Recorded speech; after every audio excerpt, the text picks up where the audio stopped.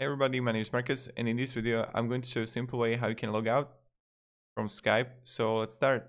The first thing you want to do is just be in Skype and just click here on the three dots next to your name, and then you're going to see settings here, and then you're going to see like sign out. I'm going to click sign out. Remember account and application settings on this device, yes or no or cancel, and click yes.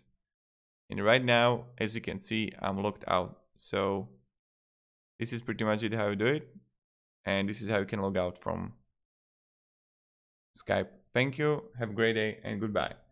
See ya guys, see ya.